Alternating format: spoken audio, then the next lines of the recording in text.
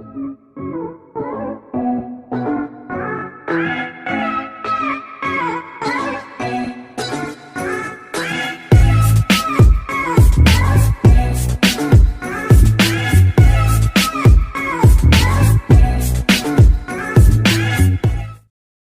dirham sebagai alternatif.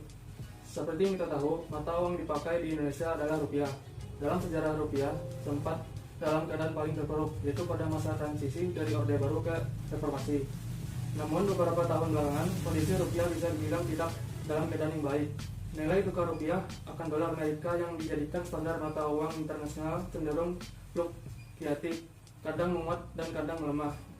Walaupun sebenarnya lebih sering melemah. Dari fenomena tersebut, ada sebuah isu yang berkembang, yaitu untuk mengganti rupiah sebagai mata uang Indonesia kayak dinar dan dirham. Ada berbagai tanggapan akan isu tersebut, dan pihak yang pro ada juga yang kontra. Kebanyakan pihak yang kontra merasa bahwa pergantian rupiah ke dinar dan dirham adalah hal yang mustahil, dan berpikiran bahwa hal itu salah satu dalil alasan untuk pembentukan negara Islam yang diinginkan beberapa golongan. Namun menurut saya, sebenarnya pergantian rupiah ke dinar tidaklah mustahil, karena dinar dan dirham mempunyai keunggulan dibandingkan uang kertas, seperti nilainya cenderung stabil, tidak bergantung pada mata uang yang lain, dan juga bisa dibilang anti inflasi. Ada beberapa cara yang bisa dilakukan untuk mengganti rupiah ke dinar dan dirham. Hal itu bisa dilihat dari dua sudut pandang atau dua pergerak pengganti mata uang rupiah ke dinar dan dirham. Lalu pengaruh ekonomi kedepannya bagi Indonesia bagaimana? Ada ahli yang mengatakan dalam jangka panjang harga emas cenderung mengalami kenaikan. Ada ahli lain yang mengatakan sebenarnya bukan harga emas yang mengalami kenaikan, melainkan harga kertas yang turun.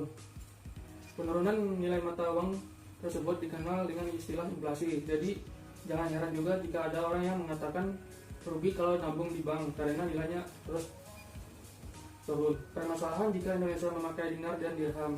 Di Indonesia saat ini banyak muncul wakalanya, yaitu pusat distribusi dinar dan dirham.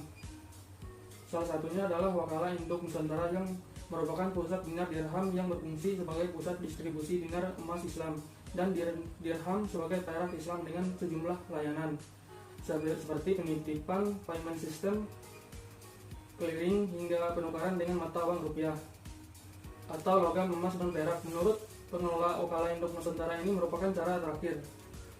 Penggunaan dinar dan dirham di Indonesia selain untuk inflasi juga sebagai romantisme, pengingat masa dinasti Islam yang sempat mencapai kejayaan.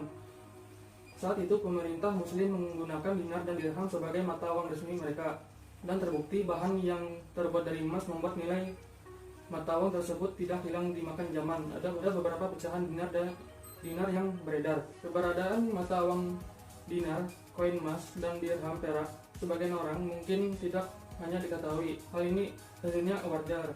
Hal ini mengingat sebagai dasar penduduk dunia sangat akrab dengan mata uang berbentuk kertas.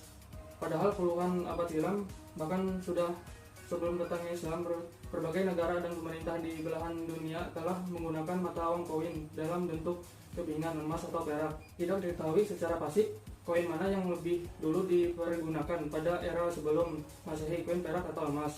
Sementara itu, bila dilihat dari peristiwa yang ada ataupun sumber-sumber sejarah, koin perak telah digunakan kira-kira pada abad ke-18. Penggunaan ini dilakukan oleh Nabi Yusuf. Hal ini diterangkan dalam Al-Quran surah Yusuf ayat 20. Dalam ayat tersebut tercantum kata darhima madudatin yang bermakna beberapa keping perak. Ini menunjukkan bahwa penggunaan keping perak sudah ada sejak zaman dahulu. Selanjutnya pada era pemerintahan Islam, sejak masa Rasulullah Khulafaur Rasyidin hingga masa kekhalifahan Islam, sebagian umat Islam sudah menggunakan mata uang berbahan emas dan perak sebagai alat tukar dan transaksi dalam melakukan perdagangan. Karena itu, tak heran bila pada masa Umar bin Khattab sudah muncul percetakan mata uang berbahan emas dan perak yang selanjutnya dikenal dengan nama dinar dan dirham.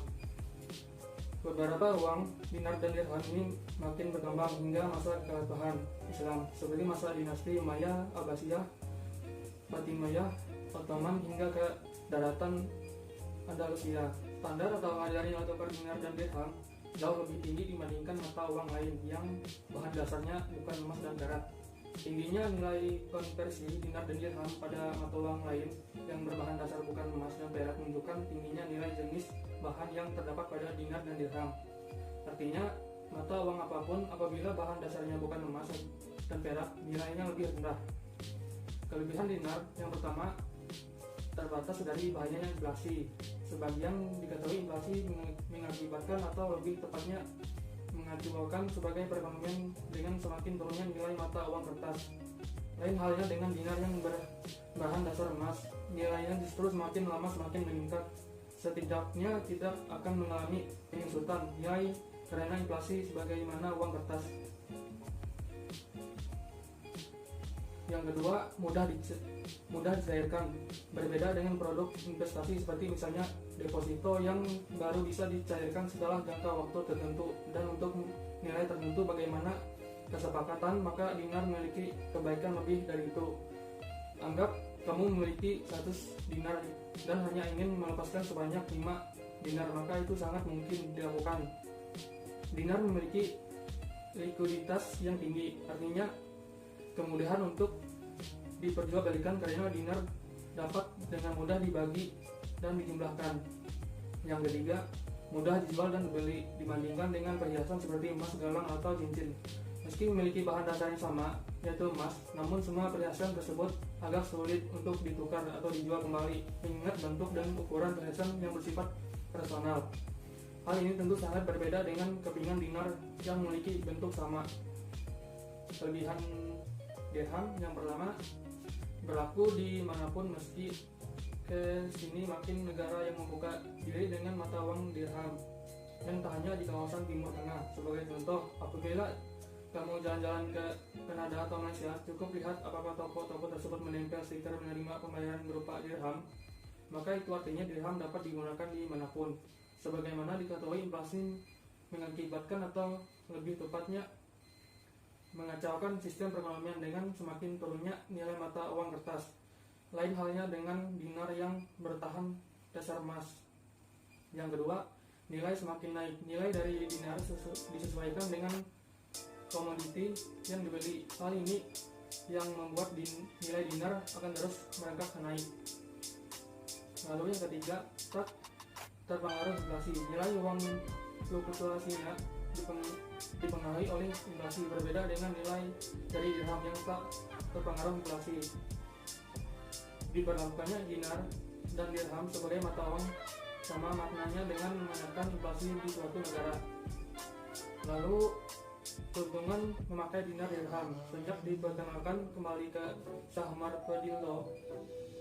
Keuntungan memakai dinar dirham sejak diperkenalkan kembali ke keuntungan memakai dinar dirham sejak diperkenalkan kembali oleh Syekh Umar Fadillah. Mata uang dinar dan dirham kini kembali dikenal oleh masyarakat luas di dunia.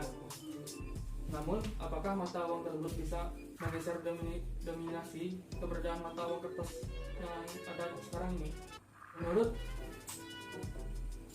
Syekh Umar, ada beberapa keuntungan menggunakan mata uang dinar dan dirham, yaitu yang pertama, uang dinar dan dirham berlaku di mana saja. Menurut Syekh Umar, uang ini tidak terbatas oleh tempat.